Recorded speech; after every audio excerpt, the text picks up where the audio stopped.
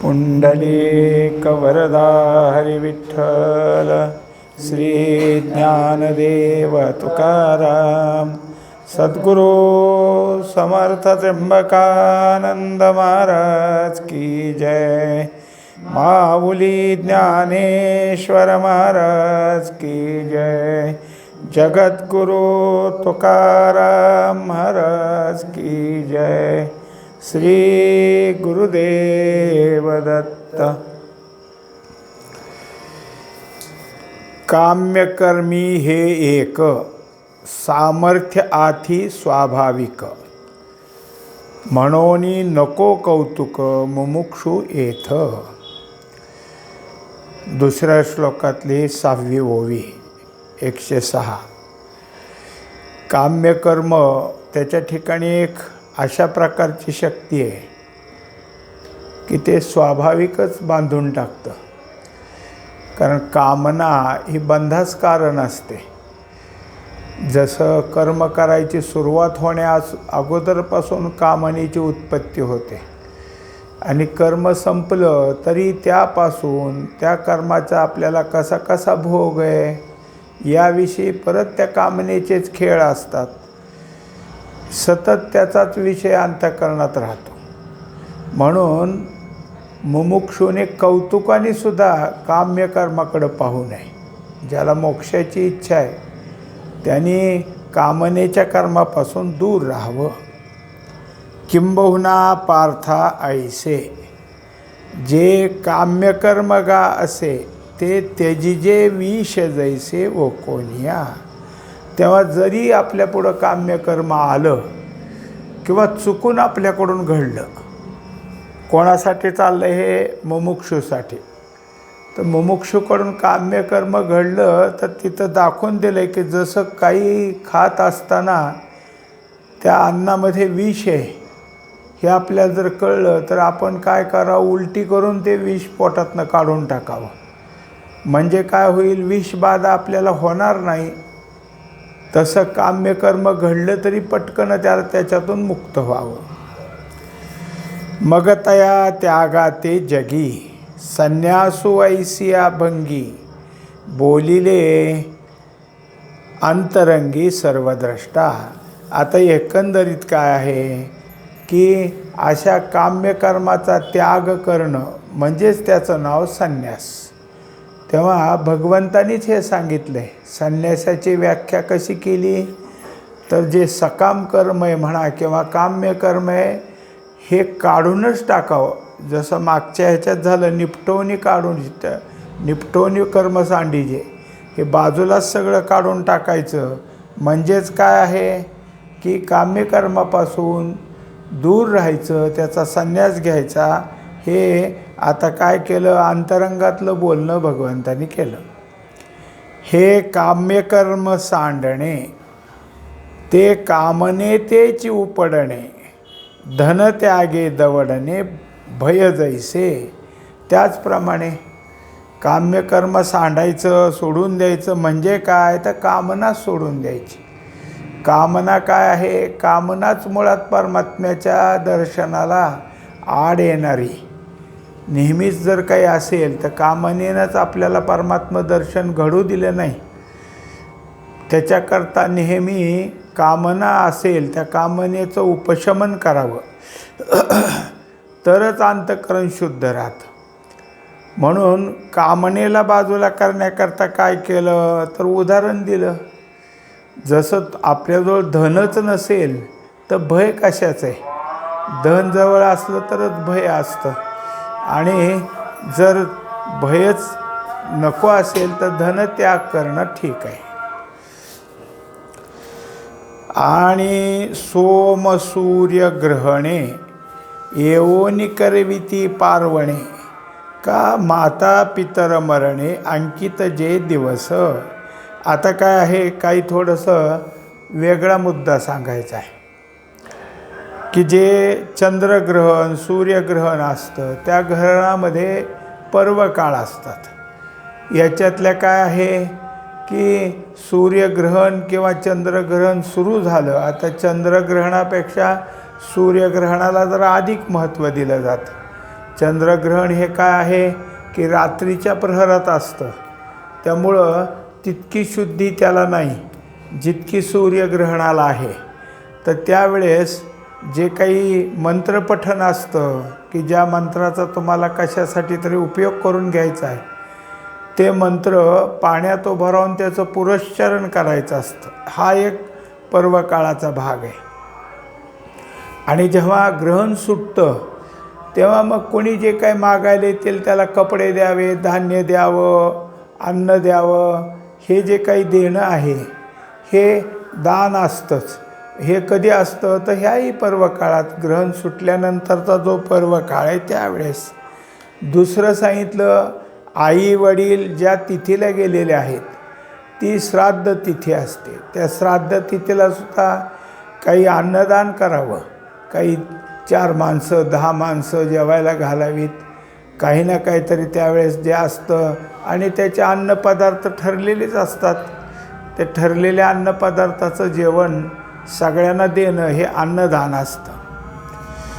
अथवा अतिथी हन पावे, ऐसेसे पडे जै करावे, ते ते कर्म जाणावे नैमित्तिक घा. आता जे जे काही आपल्या घरी कोणी अतिथी आला, अचानक कोणी पाहुणा उतरला किंवा कोणी वाटसरू आला, तर त्याला जे काही करावं लागत असेल, तो जेवायचं आहे म्हणलं तर त्याला स्वयंपाक करून जेवायला घालावं. नसेल नुसतं पाणी पाहिजे असेल तर पाणी द्यावं. किंवा मला फक्त झोपायची गरज आहे, आजच्या रात्र इथं तुमच्याकडे, माझं सगळं झालेलं आहे, खाऊन पाणी पिऊन झालं आहे सगळे, त्याला ती पण सोय करून द्यावी. म्हणजे जो अतिथीचा मान राखतो, तो जो कोणी आहे तो अतिथी, त्याचा जे काही आशीर्वाद मिळतो त्यांनी याला जे समाधान मिळतं ते समाधान त्याच्या अंतरंगात परिपूर्ण करणार आहे. म्हणजे अतिथीला केलेली सेवा हे नैमित्तिक कर्म असल्यासारखंच आहे. कारण रोजच अतिथी आपल्या घरी येत नाही, क्वचितच कधीतरी येतो. वार्षिया क्षोभे गगन, वसंते दुनावे वन, देहाश्रंगार यौवन दशा जैसी. आता काय आहे, आकाश नेहमी तर असतंच निरभ्र, पण जेव्हा पाऊस काळ येतो तेव्हा जे ढग येतात, मोठमोठी आकाशात काय आहे, ढगांची फळीच्या फळी तयार होते. त्यावेळेस त्याच्या ठिकाणी काय आहे, विजा चमकत असतात, ढगांचा गडगडाट होतो. हे काय झालं, आकाशच खवळले असं वाटतं. वार्षिये क्षोभे गगन, आकाशाला काय आहे, राग आलाय की काय, एवढा मोठ्याने गर्जना करतोय असं काय वाटतं. पण हे त्या वर्षा ऋतूचं, पाऊस काळाचं महत्त्वच आहे. दुसरं दाखवलं, वसंत ऋतूमुळं सगळी वनश्री फुलून येते, झाडं, फळं, फुलं, सगळे बाग अगदी फुलून येते. त्यावेळेस बागेलासुद्धा सौंदर्य येतं. आणि कोणताही पुरुष असो किंवा स्त्री असो, तरुणपणात त्याच्या शरीराला एक प्रकारचं सौंदर्यच असतं, तारुण्याचं सौंदर्य असतं. का सोमकांतू सोमे पगळे, सूर्ये फाकती कमळे, येथ असे तेची पाल्हाळे आन नये. आता त्याच्यानंतर दाखवून दिलं की जे जे काही आहे ते त्या त्या काळामध्ये किंवा त्याची जी काही संगती त्यामुळं होतं. जसं सूर्यकांत दगड आहे, तो चंद्र वर यायला लागला की पगळायला लागतो. आणि मग त्याच्यातून सगळं जर काही असेल तर पाणी बाहेर येतं. हे फक्त चंद्राला पाहिल्यावरच. दुसरी गोष्ट, सूर्य उदय झाला की मग सूर्यविकासिनी कमळं विकसित व्हायला लागतात. एरवी ते लहान असतं आणि कळीच असते, पण सूर्य उदय होऊ लागला की त्याचं काय झालं, उमल होऊ लागली. हे जसं आहे, म्हणजे कोणती गोष्ट स्वाभाविकपणानं कशी लगेच तयार होते, कारण या सगळ्या गोष्टी काय दुसरीकडून येत नाहीत, ह्यांच्याच ठिकाणच्यात. कमळ स्वतःच आहे, फक्त सूर्याच्या किरणाचं वाट बघितली की तेच उमललं आहे. सूर्यानं काही त्याला उमलायला काही नाही, फक्त ऊन पडलं की. दुसरं अगोदरचं दाखवलं होतं ते सुद्धा त्याचप्रमाणे की जे काही आहे सोमकांत दगड म्हणा, तो सुद्धा चंद्रसमोर आला की पागळतो. म्हणजे हे एक सामर्थ्यच आहे की त्यामुळं त्या गोष्टी घडत असतात. तैसे नित्य जे का कर्म, तेच निमित्ताचे लाहे नियम. येत उंचावे तेने नाम नैमित्तिक होय. तेव्हा आता जी कर्म अशी आली ती नित्यकर्मातलीच आहेत, वेगळी अशी काही नाही. पण नैमित्तिक म्हणजे निमित्ताच्या ह्याने त्यात वाढ आली. एरवी जे आपण करतो तेच आहे. जे काही स्वयंपाक होतो तो होतोच ना. अतिथी आल्यावरच काही नवीन करायचं आहे असं नाही, जो आहे तोच स्वयंपाक आहे. म्हणजे मग नित्यकर्मातलाच एक भाग आहे. पण नैमित्तिक म्हणून तो जसा पुढे येतो त्याप्रमाणे हे जे काय आहे ते नैमित्तिक कर्म एक झालं. अगोदर नित्यकर्म दाखवलं, आता नैमित्तिक कर्म दाखवलं. म्हणजे कसं आहे, नित्यकर्म हे दररोजचं कर्म आपलं जे असेल ते असेल, स्वतःकरता, कुटुंबाकरता, समाजाकरता हे जे काही कर्म आपल्या हातून होत असतील ते नित्यकर्मच आहे. आणि कोणत्या कोणत्या पर्वकाळाला, कोणत्या काळामध्ये जे जे काही घडतं ते नैमित्तिक कर्म आहे. असे जे काही आहेत हे दोन कर्माचे भाग आपल्या पुढं दाखवले. आणि सायं प्रातर मध्यान्नी जे करणे तेही प्रतिदिनी, परिदृष्टी जैसी लोचनी अधिक नोहे. आता ज्या प्रकारे हे कर्म आहेत, नित्य असो नैमित्तिक असो, आणि ते सकाळी करायचं महत्त्वाचं असो, दुपारी करायचं महत्त्वाचं असो, किंवा संध्याकाळी करायचं जे असेल ते महत्त्वाचं असो, कधी कधी असेल ते कित्येक कर्म अशीत की ती सकाळी करायचीत, काही दुपारी करायचीत, काही संध्याकाळचीत. म्हणजे जे काही आहे सकाळचा सूर्योदयाच्या वेळेपासून काय असेल त्या काळापर्यंतचे. तर दुपारी जसं जयंती, कुठं पुण्यतिथी हे दुपारचे काही कर्म असतात. आणि श्राद्ध तिथी ते पण दुपारीच नैवेद्य दाखवायचा असतो. आणि जे संध्याकाळी जसं शंकरासाठी केलेला उपास प्रदोष हा संध्याकाळी सोडायचा असतो. झालं गणपतीची चतुर्थी संध्याकाळी सोडली जाते. असे जे काही कर्म आहेत ती जेव्हा जेव्हा आपल्या हातून घडतात त्या वेळेला घडतात. आणि सहज जसं दृष्टीच्या ठिकाणी म्हणजे डोळ्याच्या ठिकाणी दृष्टी अपैसायाच असते. आणि जेव्हा तो मला लक्ष द्यायचं आहे तेव्हा ते अनेक लक्षपूर्वक पाहतो, म्हणजे आपल्याला दृष्टी थोडीफार अजून उजळल्यासारखी वाटते. तसं हे सगळं कर्म केल्यानं आपल्या हातून काय आहे की जे काही घडायचं आहे ते कर्म घडत राहतं. का नापादिता गती चरणी जैसी आथी, ना तरी ते दीप्ती दीपबिंबी. आता काय आहे, काही सहजता कशी ते सांगायचं. जसं आपल्याला काय एखादं मोटरसायकल आहे, मग बाहेर जायचं असलं तर पेट्रोल किती बघतो आपण, पण चालत जायचं असलं तर आता पायात शक्ती किती असं बघायची गरज नसते. पायाला ती गती भगवंतानीच दिलेली आणि असतीच. आपण त्या गतीप्रमाणे चालतो. सगळीच माणसं एकाच गतीने चालतात असं नाही. काहीचं चालणं इतकं भरभर होतं की आपल्याला त्याच्याबरोबर चालणं होत नाही. काही इतके हळूच चालतात की आता हे किती हळूच चालले, यांच्या ह्याने कधी जायचं पुढं असं होतं. कारण प्रत्येकाची गती त्याच्या ठिकाणी दिलेली आणि तो त्याप्रमाणे चालतच असतो. तसंच दुसरं उदाहरण दिलं की दिव्याच्या ठिकाणी जी ज्योत असते त्यात लागल्याबरोबर प्रकाशत्व असतं. प्रकाश तत्वाला घेऊनच ती ज्योत आहे. मग ज्योतीच्या ठिकाणी काय होतं, प्रकाशाची आपोआप उभारणी तयार होते. वासू नेदिता जैसे चंदनी सौगंधासे, अधिकाराचे तैसे रूपची जे. तसंच आहे की चंदनाचा वास आपैसा येतो कुठं लांबून, म्हणून तर चंदनाच्या कडेने सर्प असतात असं सांगितलं जातं. जे त्या झाडाला आपल्याला काही शोधत जायचं आणि मग त्याच्याजवळ जाऊन वास घ्यायचा असं नाही. त्याचा घमघमाट जसा दूरच आहे, तसं हे जे नित्य नैमित्तिक कर्म आहे ते करणारे जे अधिकारी आहेत त्यांच्या ठिकाणी त्यांचा जो काही नित्यनैमित्तिक कर्माचा त्यांनी जो एक प्रकारे भाग पाडला आहे सगळं पूर्ण करण्याचा, त्यामुळं ते अधिकारी झालेले आहेत. नित्यकर्माईसे जनी पार्था बोलिजे ते मानी, एवं नित्य नैमित्तिक दोन्ही दाविली तुझं.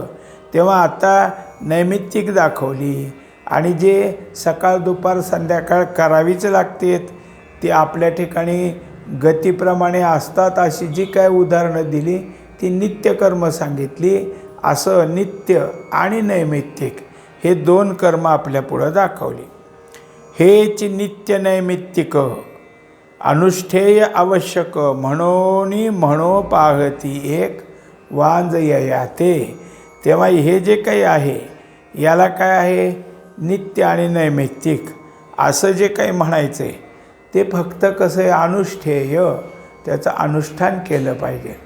अनुष्ठान चुकून उपयोग नाही. आणि मग त्याच्याने काय व्हायचं आहे, असं जे काही म्हणणारे आहेत काही त्याच्यावर काय करतात, आरोप घेतात, वांज इथे कर्म हे काय फळ देतात का, आम्ही काम्य कर्म केलं तर त्याचं आम्हाला फळ तरी आहे, ह्याचं काय काम आहे, हे नुसतंच करायचं, ह्याला कोण करतं, ह्याला वांज कर्म असं काहीचं मत आहे.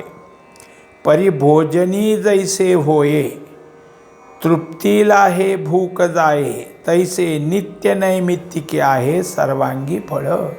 तेव्हा जसं आपण जेवण केलं म्हणजे घासाघासाने आपली भूक काय होते, क्षमते कमी होत जाते आणि आपोआपच सगळे पोटभर जेवलं की तृप्ती येते. मनुष्याला जेवल्याचं काय आहे, समाधान होतं. तसं नित्य नैमित्तिक कर्मामध्ये फळ नाही असं नाही, सर्वांगी फळ आहे. ते करायला सुरुवात झाल्यापासून कर्म करून झालं तरी फळप्राप्ती देण्याची ताकद त्यातसुद्धा आहे. म्हणून नित्य नैमित्तिक कर्म हे सगळं झाल्यावरच शेवटी फळ आहे असं नका म्हणू, त्याच्या प्रत्येक सर्वांगामध्ये फळ आहे. कीड आगीटा पडे परिमळू तुटे वाणी पडे चढे, या कर्माता या सांगडे फळ जाणावे. आता जसं सोन्यामध्ये काही मिसळलं तर अग्नीमध्ये घालून त्यातलं जाळलं जातं. जसं जसं त्यातलं कमी होईल, एकाच जाळण्यात सगळं सोनं शुद्ध झालं असं नाही, बघावं लागतं. आता झालं का शुद्ध, अजून कमी म्हणले की आणखीन टाका अग्नीच्या ह्याच्यामध्ये. मग जितक्या वेळा तुम्ही टाकाल तितक्या वेळा काही ना काहीतरी कमी होत गेलं ना. मग जसं जसं कमी होत गेलं तसं तसं ते सोनं शुद्धतेकडं आलं. त्यातलं काय आहे, जे हिनकस होते ते जळून गेलं आणि शुद्ध होऊ लागलं. तसं आपल्या हातून जितकं कर्म घडू लागतं तितकं फळ आपल्याला प्राप्त व्हायला लागतं. जे प्रत्यवाय तव गळे स्वाधिकार बहुवे उजळे, तेत हातो फळी या मिळे सद्गीतैसी. तेव्हा एकंदरीत जे काही अडीअडचणी असतात, संकट असतात, ते नित्य नैमित्तिक कर्माच्या करण्यानंच नाहीशी होतात.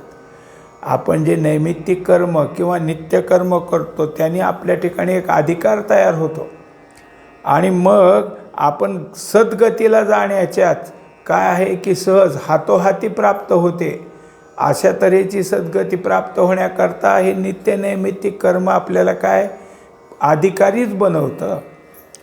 एवढेवरी ढिसाळ नित्य नैमित्तिकी आहे फळ, परी ते त्यजिजे मूळ नक्षत्री जैसे. एकंदरीत काय आहे की हे सगळं जे काही आहे ते नित्य नैमित्तिक कर्म आहे आणि त्याला फळ पण आहे. पण ह्याला फळ प्राप्त होत असलं तरीसुद्धा काय करावं, त्याचा त्यागच करावा. मूळ नक्षत्राचा जसा त्यागच केला जातो तसं, कारण ह्याचं कोणत्या प्रकारचा मोबदला घेऊ नये, नित्य नैमित्तिक कर्मातला मोबदला घेऊ नये. म्हणजे फलप्राप्तीची इच्छा केली की हेच नित्य नैमित्तिक कर्म काम्य कर्मात मिसळलेलं म्हणून मग त्याचं फळ इच्छाच करू नये आणि मिळत असलं तरी घेऊ नये. लता पिके आघवी तव च्यूत बांधे पालवी, मग हात न लाविता माधवी सोडून घाली. आता जसं एकदा काय वसंत ऋतू आला की सगळ्या ज्या काही वेलीत त्या पिकायला लागतात. आंब्याच्या झाडाला चांगल्या प्रकारची पालवी तयार होते म्हणा किंवा आंबे लागतात आणि मग तेच जे काही वसंत ऋतूचं स्वरूप आहे त्यामध्ये अनेक प्रकारचे जे काही पिकण्याची क्षमता त्या ऋतूत असते ते सगळं पिकायला लागतं. तैसी नोलांडिता रेखा चित्तजी दे नित्य नैमित्तिका पाठी फळा की जे आशेका वांताचे वाणी. तेव्हा आता जे नित्य नैमित्तिक कर्म आहे त्याच्यात ठेवायचं एक अत्यंत आठवणीत की कोणतंही त्याच्यापासून फळ मिळत असलं तर त्याचा त्याग करणं नित्य नैमित्तिक कर्मात. आणि जर फळ मिळायचं लागलं तर जसं वांतीकडं आपण पाहत नाही किंवा काही कारणानं अत्यंत पोटाला हे झालं तर करतो वांती बाजूला काढून टाकतो, तसं त्याचं फळ मिळालं तर बाजूला टाकावं. यया कर्मफळ त्यागाते त्यागो म्हणती पै जाणते एवं संन्यास त्याग तू ते परसविले. आता नित्य नैमित्तिक कर्माचं फळ त्याचा त्याग हे एक व्याख्या तयार झाली. काम्यकर्माचा संन्यास हे अगोदरच सांगून झालं. त्यामुळं संन्यास आणि त्याग ह्या दोन्ही गोष्टी आता तुला समजून सांगितलेल्या आहेत आणि त्या कळालेल्या आहेत. हा संन्यासू जई संभवे तई काम्य बाधू न पावे निषिद्ध तव स्वभावे निषेधे गेले. आता त्याच्यामध्ये आपल्या हातून जर काम्यकर्माचा संन्यास करण्याची जर जी काय आहे हातोटी सापडली तर चांगलंच झालं. आणि निषिद्ध कर्म जे आहे ते करूच नाही. जे समाजानं शास्त्रानं बाजूला टाकलेलं कर्म आहे ते करूच नाही. त्याला तर आपोआपच काय आहे स्वभावातनं ते बाजूला करून टाकावं. आणि नित्याधिक जे असे ते येणे फळ त्यागे नासे शीर लोटलिया जैसे एर अंग. तेव्हा या नित्यकर्मातला कोणत्याही फळाला स्पर्श न करता जसं त्याग करून दिला तसं काय आहे की जसं एक आपल्या डोक्यात मस्तक जे आहे गळ्यापासून वर हे सगळ्या अंगातलं प्रमुख आहे.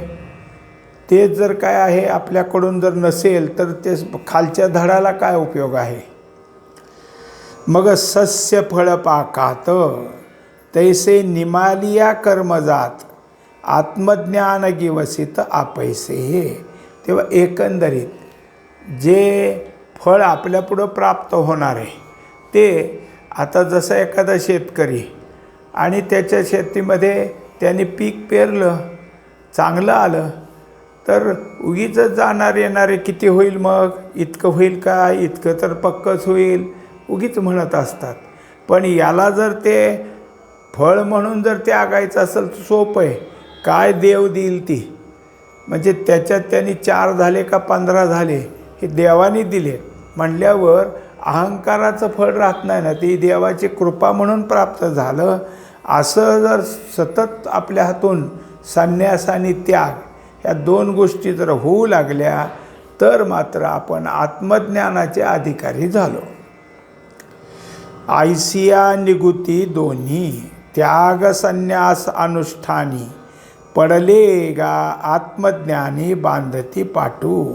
अशा तऱ्हेनं जे त्याग आणि संन्यास याचं अनुष्ठान परिपक्व करतात ते आत्मज्ञानाच्या रस्त्याला लागले.